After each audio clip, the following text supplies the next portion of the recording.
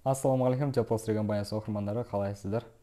Енді ең бірінші тақырыбымызды бастамас бұрын сіздерге мына затты көрсеткім келіп тұр. Бұл не зат, аты қандай білсеңіздер, комментарий қалдырып кетіңіздер. Енді бұл зат фиброволокна деп аталады. Өздеріңіз көріп тұрғандай жіп сияқты болады, кішкене. Бұны көп кісілер осы пенобетон материалын трещина түсіп кетпес үшін қосады. Және де бір пенобетон құятын кісілер Теплостер компаниясы осы пенобетон формуласы бойынша құймайды, олар фибра қоспайды, кальций қоспайды деп айтып жатады екен. Біз бұның барлығын сынақтан өткізгенбіз, фибраны да қосып көргенбіз, кальцийді да қосып көргенбіз.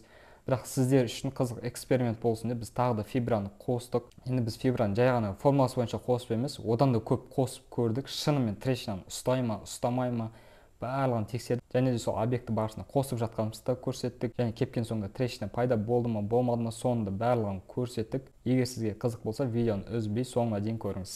Міне біздің объектке келдік. 140 квадрат метр, 58 қап цемент кетеді. Яғни 19-20 шамасында. Арзан емеске біз қазір фибра қосатын боламыз. Сіздерге көрсетіп, қанша қосатын бәрін осы видеоның соңына дейін көретін боласыздар. Міне фибра қосатын объектіміз қазір бастан деп жатырмыз. Бастамасы бірінші бір кружкада қанша грамм фибра болады, және де бір замеске қанша қосамыз, соның бәрін есептеп аламыз. Қосамыз бірінші. Еседі кружканың салмағын өлшеп 85 грамм екен.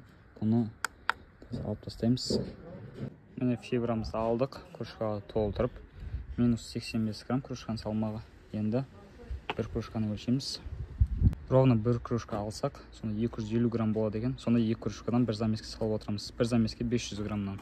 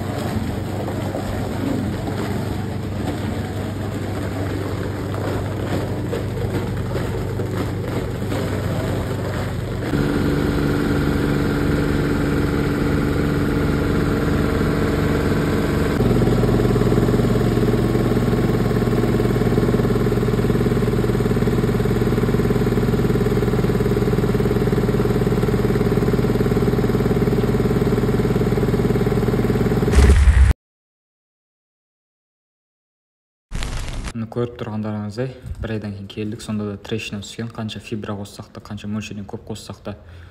Естеріңізге сала кетеміз, бұл теплопотеря кетпейді, бұл трещиналардың. Ал видеодағы негізгі мақсат сол қанша фибра қосса да, бұл трещина деген қалыпты жағдай.